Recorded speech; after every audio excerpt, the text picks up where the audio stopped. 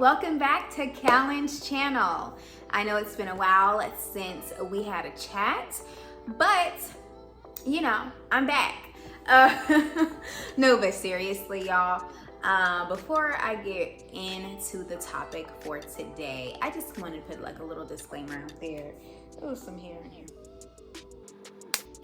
A little disclaimer out there regarding my videos. Listen, I try to be consistent, number one, and then life happens.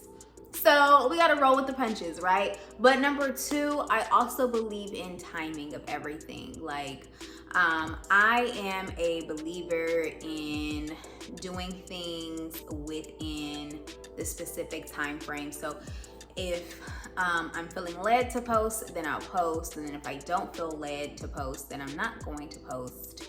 And so therefore, this consistency may vary, you know, because in the social media world, in the media world in general, as being a content creator, you're supposed to be consistent. Like, you want to make sure you post on this day at this time every single week or every single day, however you decide to structure, you know, your content. But being a believer, you know, I'm a Christian.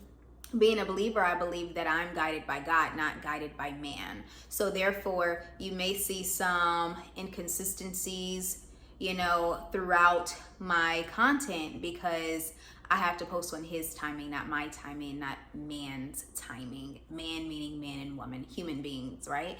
So I hope you understand. And, you know, with that understanding, let's move forward.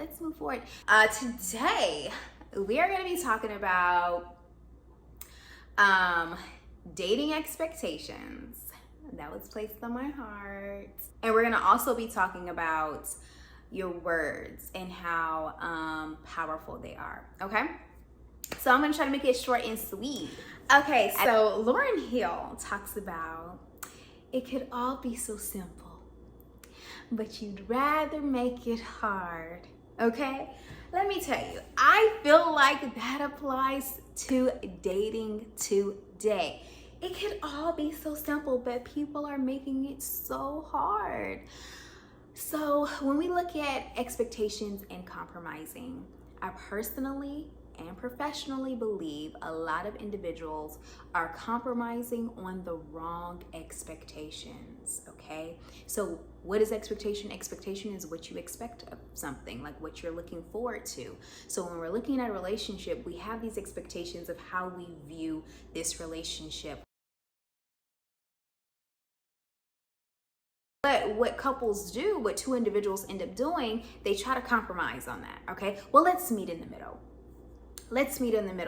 But in reality, these are things, in my personal and professional opinion, these are things that we shouldn't be trying to meet in the middle on, because it's going to cause a lot more friction. Because if he decides, we're just saying he, right? Let's just say person A. If person A decides, no, well, you already know I'm not like really into family integration. Like, I don't really want to like hang out with your family. Now you're going to be upset because it's like, okay, well, this time I'll compromise on it. And the next time, can you go? Right? But you really want that person to go. Somebody's going to end up with the attitude or feeling, you know, undervalued or whatever in that situation at times. Because even if person A does go, person A is going to be like texting like, okay, can we hurry up and go? Can we hurry up and leave? How long we got to stay? Because now they're feeling forced to do this to just make you happy. So compromising definitely is important in relationships, but if we look at relationship and marital satisfaction, you have higher relationship and marital satisfaction when you are aligned on most or all of your goals, okay? So that situation that I gave earlier, those two individuals have different expectations for what they want out of a relationship. So they are not the best match. Could they make it work? Yeah. but you want to make it work with the best match, okay? So now we have this alignment. Let's look at person A and person B that are aligned on the same thing. They both have an egalitarian view of marriage. They both have similar love languages. They both believe that family is priority, so they'll drop anything and everything when it comes to family. They have similar views on raising children. Everything across the board is like ding, ding, ding, ding, ding. Check, check, check, check, check, check, check. So now we look at compromise, right?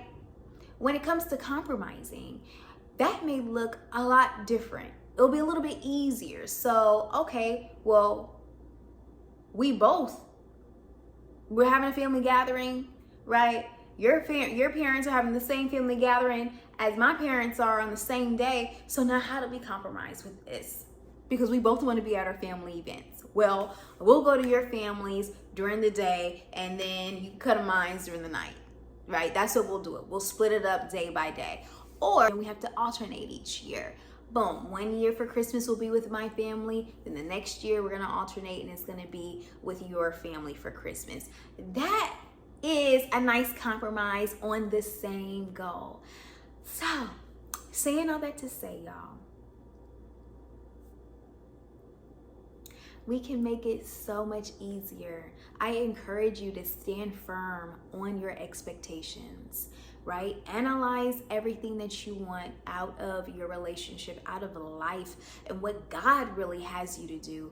And then once you meet another person and y'all decide to, embark on this journey of being, pursuing a relationship, listen to their expectations and how they view their life and see if it aligns. And if it aligns well, then y'all continue to go down that path. If there's some vastly different expectations, you do not have to force yourself to compromise on that. You have to be okay with walking away. Now, if God is telling you to stay, now that's, forget everything that I said, baby. Go ahead and do what God told you to do. His hand is on that. But listen to the Lord and allow the Lord to lead you. I promise you, it's going to fit seamlessly when God is in it, all right? Now, topic number 2, we're gonna talk about words and how powerful they are.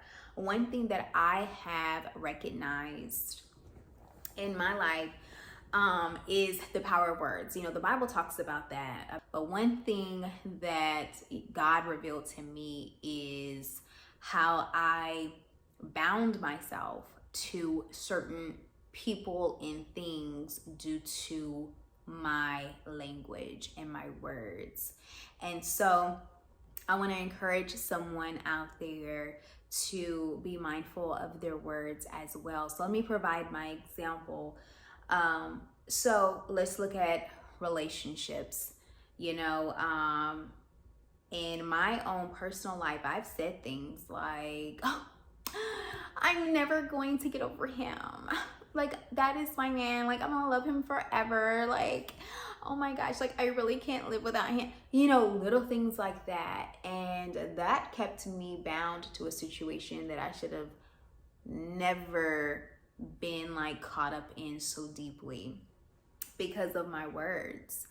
And I had to really renounce and denounce. I can go into a different study on renouncing and denouncing all of that, because your words have power. It can keep you bound to people that should not even be in your life as deep as they are, right? You have soul ties, unhealthy soul ties to people, and you can have unhealthy soul ties to things, right? Certain TV shows, like, or just even just little words that we say just so normal, like, oh my gosh, like, I don't like saying it, I will totally, if that happens, right? We just use these sarcastic remarks just like out the blue because it's just normal to say. But imagine that, like, saying that. And I've heard of certain stories where that has actually happened in like random situations, or even proclaiming like sickness, right? Or, oh, she makes me so, your words have power. And then certain people just like naturally, like a week later, end up getting, you know, and not recognizing, like, you just kind of spoke that into the atmosphere and it actually happened. We have to be mindful of our words. So I challenge you to really do an activity dissecting like the words that you think and the words that you say, because they really have power. And watch you start like shifting your language into a different direction, because it really has so much power in what we say and consequences in what we say. Even how, like I said, how you think. Like, we are our own worst critics, you know what I'm saying? Like, looking in the mirror, we can easily pick apart like ourselves, like, oh, my hair is not, it ain't even somewhere right, like, oh, it's so ugly, or oh, my face got these bumps on there, and like, just really picking ourselves apart. We are literally demeaning ourselves in the mirror by doing things like that. What my hair is beautiful, okay? Speak positive words, okay? My hair is not cooperating today, but it's still beautiful, okay? We can kind of reframe some of our thought patterns. Okay, my face is not as clear as I would like it to be, but I'm still beautiful. Like, I'm still beautiful the way that God made me. Like, speak kindly to yourself. And one activity that I recommend you do is, you know, write out your thoughts at the end of the day, or you could do midday. Write out your thoughts, your negative thoughts that may have came in your mind for that day. And then once you capture that negative thought, you flip it, and then you write a positive thought to replace that negative thought. So anytime you say this negative sentence that you've created, you always immediately flip it to the positive sentence that you end up creating. So then you constantly do that practice every single day until it becomes like second nature. So then in your mind, you'll immediately be flipping and changing any negative thought that flops into your mind. We have to cast down a lot of things. So we got to cast down some of these words that we're utilizing. We got to filter through. Okay, and there's a lot of verses on there about our mouth and what we speak on.